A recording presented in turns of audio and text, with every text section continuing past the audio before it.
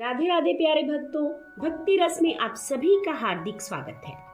माघ महत्तम 8वां अध्याय। यमदूत कहने लगा कि तुमने बड़ी सुंदर वार्ता पूछी है।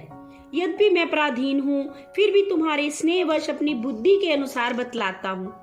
जो प्राणी काया, वाचा और मनसा से कभी दूसरे को दुख नहीं देते, वे यमलोक में कभी नहीं जाते।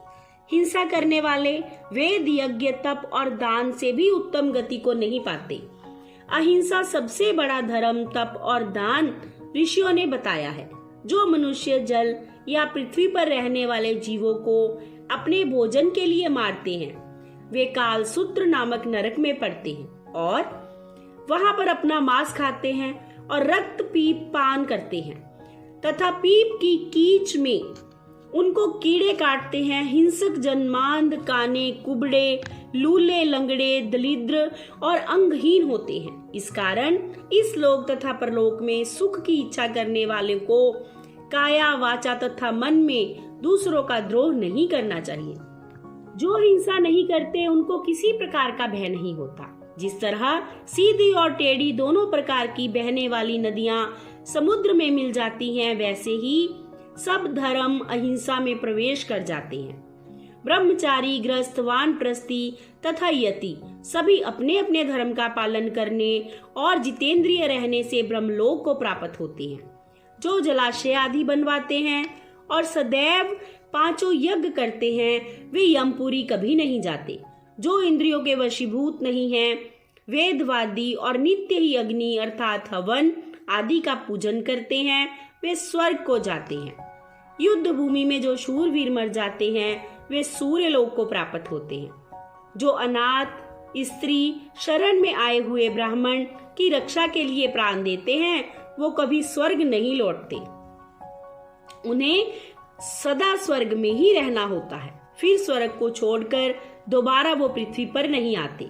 जो मनुष्य लूले, लंगड़े, वृद्ध, अनाथ तथा गरीबों का पालन करते हैं, वह भी स्वर्ग को जाते हैं। जो मनुष्य गौं के लिए पानी का आश्रय करते हैं तथा कुआं, तालाब और बावड़ी बनवाते हैं, वे सदैव स्वर्ग में निवास करते हैं। जैसे जैसे जीव इनमें पानी पीते हैं और वैसे ही उनका धर्म बढ़ता है। जल से ही मनुष्य के प्राण हैं, इसलिए जो प्याऊ आदि लगाते हैं, वह अक्षय स्वर्ग को प्राप्त होते हैं। बड़े बड़े यज्ञ भी वह फल नहीं दे पाते जो अधिक छाया वाले वृक्ष मार्ग में लगाने से मिलता है। जो मनुष्य वृक्ष रोपण करता है, वह सदैव दानी और यज्ञ करने वाला होता है। जो अच्छे फल और अच्छी छाया वाले मार्ग के वृक्षों को काटता है, वह नरकगामी होता है। तुलसी का पौधा लगाने वाला सब पापों से छूट जाता है। जिस घर में तुलसी वन है, वह घर तीर्थ के समान है और उस घर में कभी भी यमदूत नहीं आते।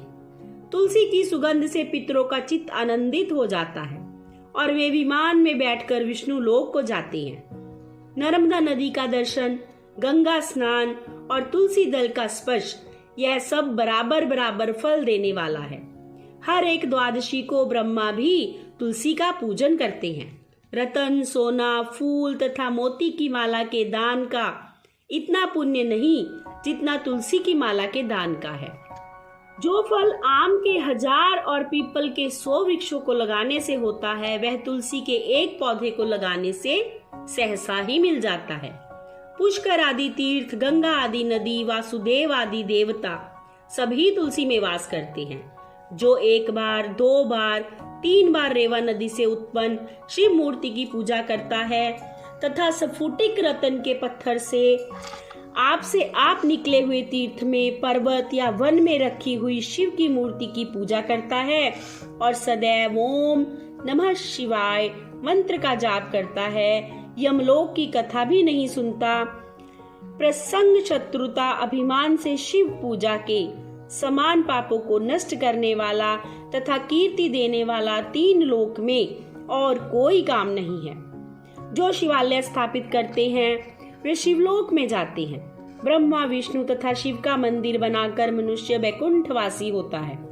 जो भगवान की पूजा के लिए फूलों का बाग लगाते हैं, वे धन्य हैं। जो माता पिता, देवता और अतिथियों का सदैव पूजन करते हैं, वे ब्रह्मलोक को प्राप्त होते हैं। प्यारे भक्तों, ये थी आज की कथा। कल की कथा के साथ अर्थात 9वें अध्याय के साथ फिर मिलेंगे।